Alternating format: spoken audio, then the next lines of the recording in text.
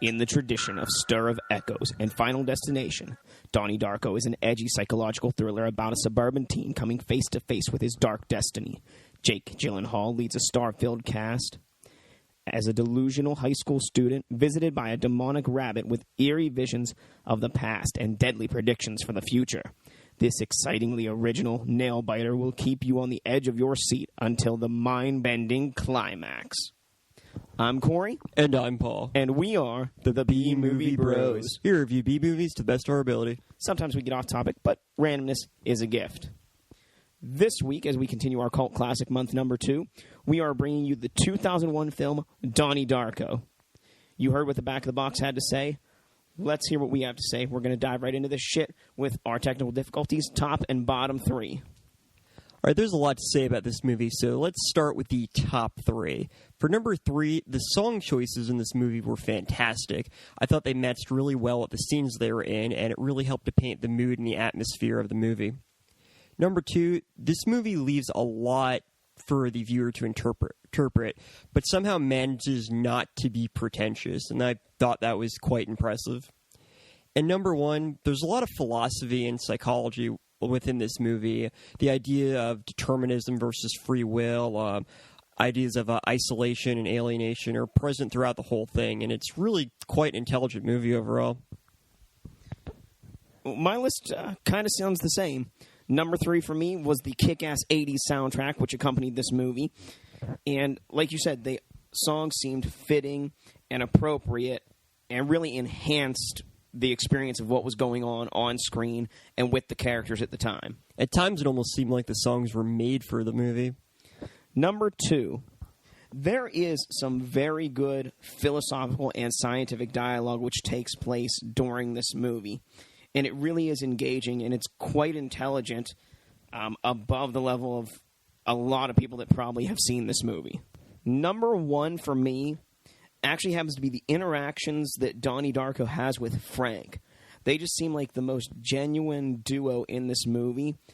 Everybody else that Donnie interacts with just doesn't seem to be on the same kind of level or plane or even like remotely understand or comprehend what he's doing.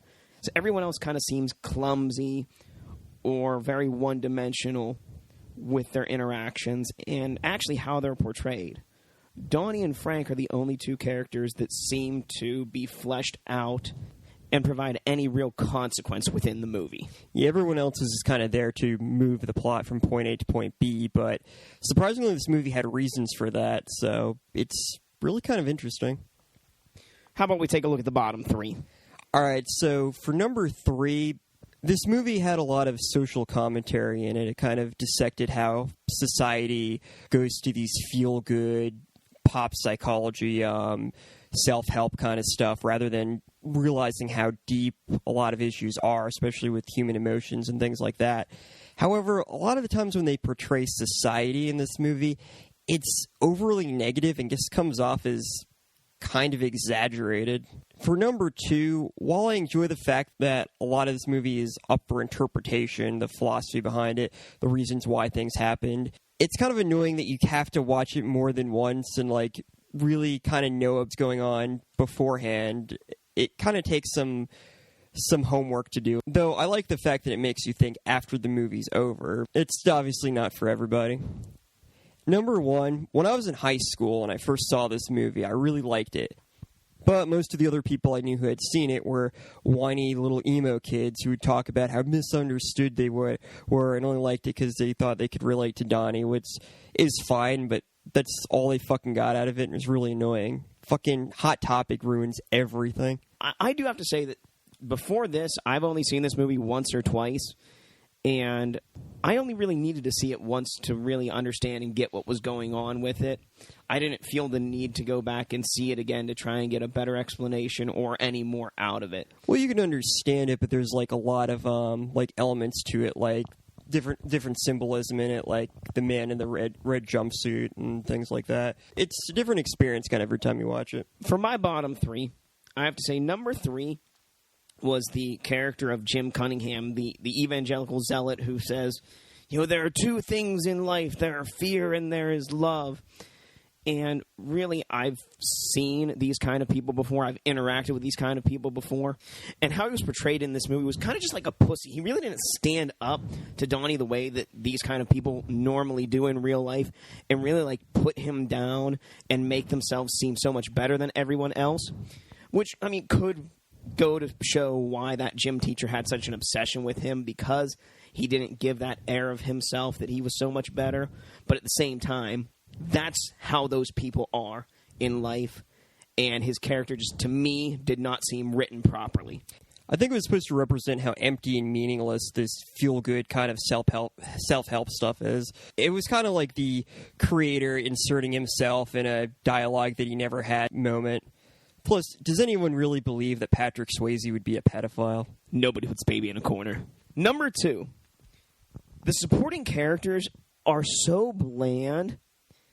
It just blows my mind how well written you can make the main character, but you can't flesh anybody else out. And I know there's a deeper meaning, there's a reason behind it, and you're focusing on a character that has a lot of issues and a lot of problems, and possibly this is how he sees the world around him.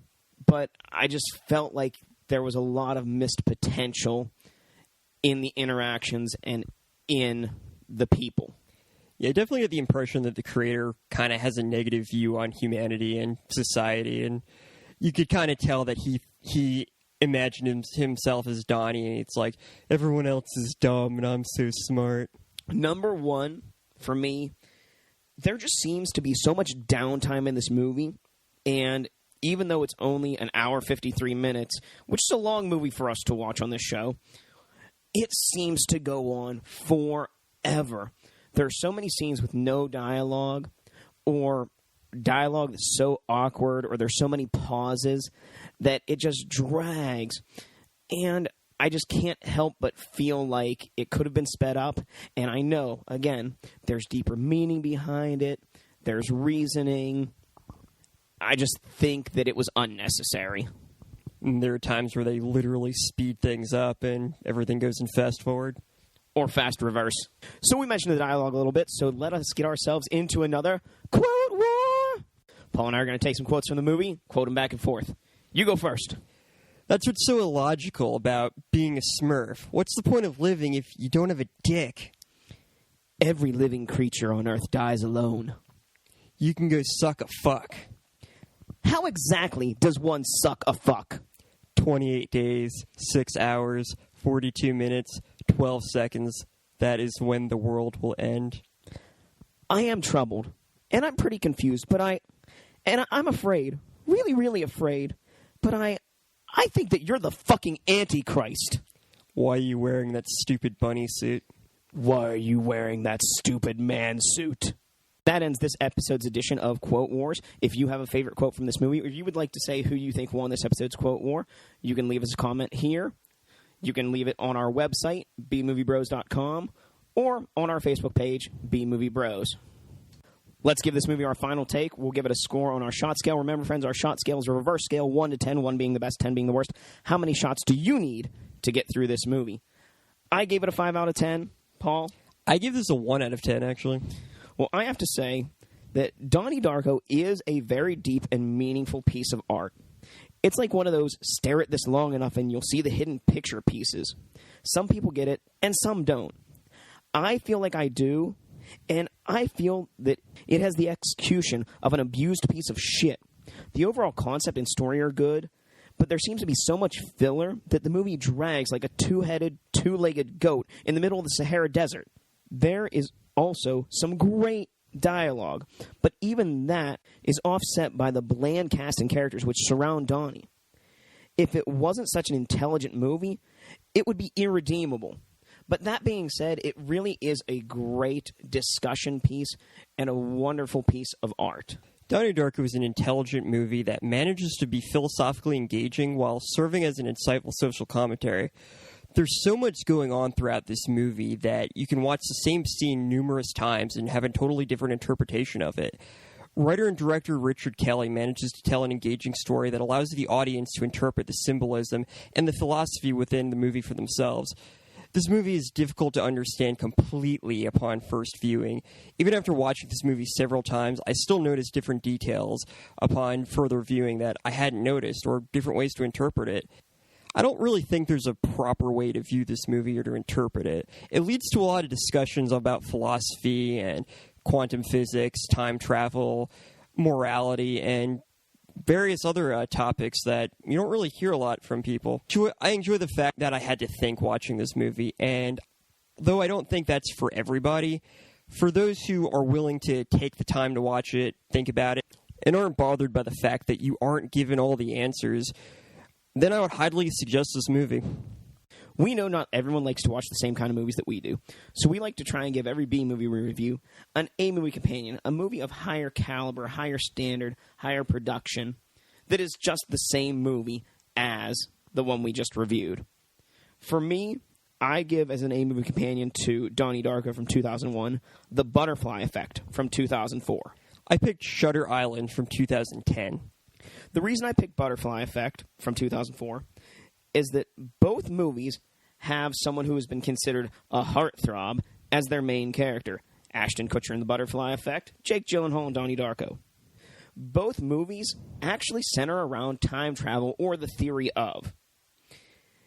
In the end, both main characters decide that the world would be better off without them. So they travel back in time, one way or another, in order to change that and get rid of themselves.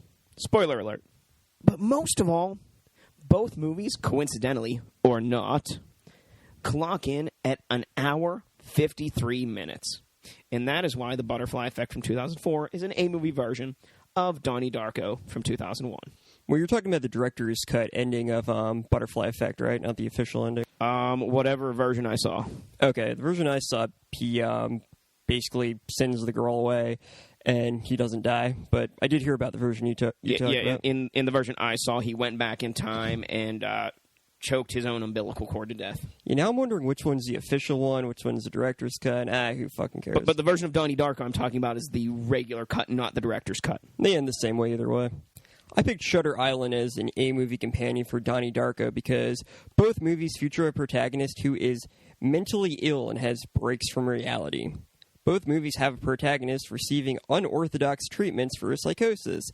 Donnie Darko goes under hypnosis therapy, and the main character of Shutter Island was given a fake identity so he can live out life as a detective to try and get over the trauma of killing his family. Both protagonists have hallucinations. Donnie interacts with a man in a bunny suit that may or may not exist, and the main character of Shutter Island hallucinates false occurrences relating to his family's death. And both protagonists have tragic ends. Donnie is crushed to death by a jet engine at the end of Donnie Darko, and the main character Shutter Island is lobotomized at the end of Shutter Island. Spoilers. And that is why Shutter Island is an A-movie version of Donnie Darko. Now we've come to everyone's favorite point where we're going to tell you how to drink away the flick. Drink away the flick. Come on and grab your drink. Let's drink away the flick. I'm going to give you some drinking games for the movie. Then so shall Paul. Number 1, anytime Donnie takes his meds, take a drink. Number 2, whenever Jake and Maggie Gyllenhaal share a scene together, take a drink. Number 3, whenever the truth comes out about Jim Cunningham, finish your drink. Number 4, anytime Donnie is in therapy, take a drink. And number 5, of course, because this is Cult Classic Month, anytime you can find a link between any of the Cult Classic movies we've reviewed, take a drink. Every time Roberta Sparrow almost gets hit by a car, take a drink. Every time her book, The Theory of Time Travel, is mentioned, take a drink. Every time time speeds up, take a drink. And every time the words love or fear are mentioned, take a drink. And those are your ways to drink away this flick. Well, we've come to the end of this episode, which means it's time for us to rank the movies we've seen this month. Sounds good to me. For number 3, I picked Manos, The Hands of Fate. For number 2, UHF. And for number 1, I picked Donnie Darko. For me, it was actually the reverse. For number 3, I put Donnie Darko at the bottom. Number 2, UHF. And number 1, Manos, The Hands of Fate. And yes, I know that this changed from the last week where I put UHF at the top and Manos at number 2. Because over the last week, I've really thought about it. And even though I've seen UHF so many times from my childhood, Manos, The Hands of Fate was just so bad that it has actually become more memorable to me than UHF. Yeah, I did the opposite. I actually switched Manos and UHF. I was giving Weird Al a little more credit. That's it for this week. If you have any more comments you'd like to leave here on SoundCloud, or you can go to our website, bmoviebros.com. Anything in the Pittsburgh area, check out our friends over at riversedgepgh.com.